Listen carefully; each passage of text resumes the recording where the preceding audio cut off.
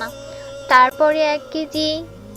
তারপরেও 1 কেজি সাহস বুকে তুলে বলল, আঙ্কেল, সজীব অবশ্য আপনাদের আমার সম্পর্কে সমস্ত কিছুই বলছে।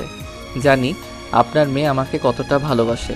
তারপরও বলছি, আমি হয়তো ওকে আপনার বাসার মতো সব সুখ দিতে পারবো না, তবে ততটুকু দেওয়ার যথাসাধ্য চেষ্টা করব।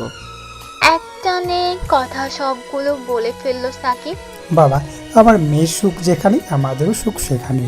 আমরা অনেক দিন ধরেই বলছি যে সে নাকি তার মনের মতো ছেলে পেয়েছে, এটা সেটা বলে বলে তোমার আন্টির কান ফালা ফালা করে দিয়েছে। তাই আজকে সজীব যখন কল দিয়ে ডেকেছে তখন সব শোনার পর আমি এটাই ভালো মনে করি, আর তোমাদের দুজনের সুখের চিন্তা করে সিদ্ধান্তটা নিই। তাহলে আর অসুবিধা নাই। তাহলে আঙ্কেল বিয়ের তারিখ ঠিক করে আমাদের জানিয়ে দেবেন। আচ্ছা বাবা। তারপর এমন আরো অনেক কথাবার্তা বলে সবাই আড্ডা দিতে লাগলো। তার মাঝে রিমি এসে নাস্তা পানি দিয়ে গেল। ওনাদের সাথে বিয়ের সমস্ত কথাবার্তা শেষ করতে করতে প্রায় রাত হয়ে গেল। তারপর রিহা ও রিহার মা বাবা চলে যায়। এদিকে তো সাকিবরা সবাই খুব খুশি। তার মাঝে সাকিব আরো বেশি খুশি। একদিনেই 2 বিয়ে, তার উপর সজীব তাড়াতাড়ি বউয়ের আদর পাবে তাই। তারপর সবাই খাওয়া দাওয়া করে আড্ডা দিয়ে ঘুমাতে চলে গেল। কাল সকালে আবার বিয়ের শপিং শুরু হবে।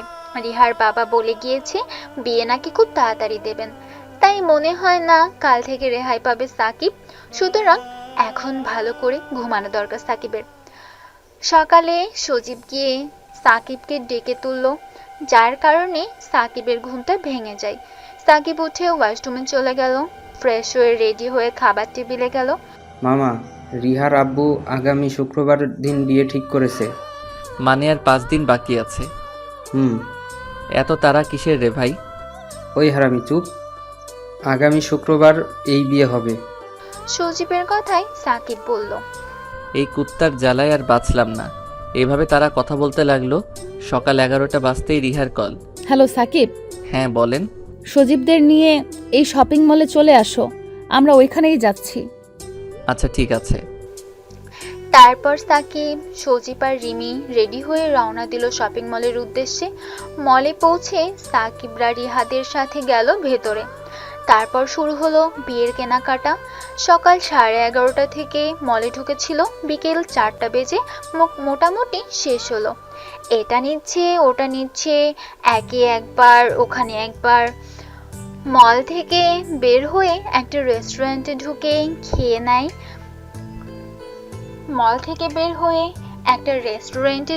খেয়ে দিয়ে সবাই বের হলো এবং বাসার উদ্দেশ্যে রওনা হলো।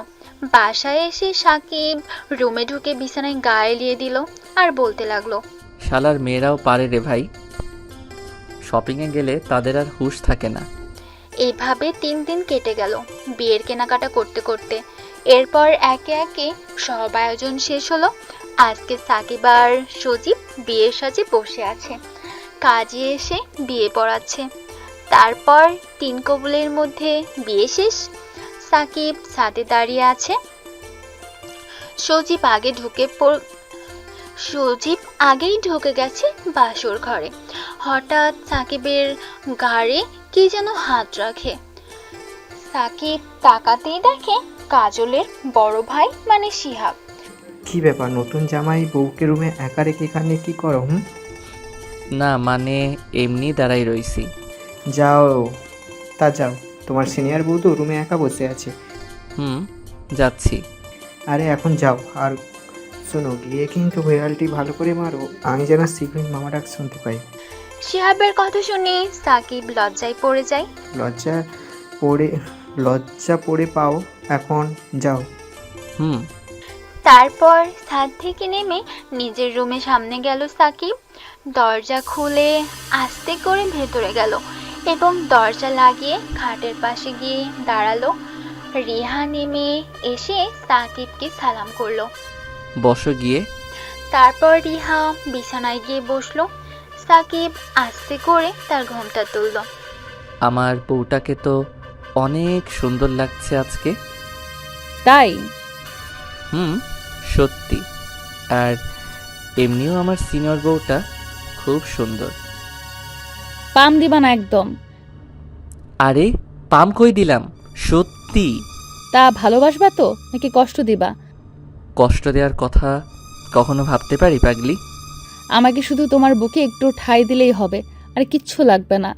সাকিব আর কিছু বলল না, রেহাকে সোজা বুকে টেনে নিয়ে আসলো আর কপালে একটা চুমু এঁকে দিল। তারপর তাকে বুকে নিয়ে বিছানায় শুয়ে পড়লো। এই পাগল, লাইট জ্বালিয়ে সব করবা নাকি? পাঠকরা দেখে ফেলবে তো। ও হ্যাঁ, তাই তো। তারপর উঠে লাইট নিভিয়ে দিল সাকিব, যাতে আপনারা কেউ না দেখতে পান।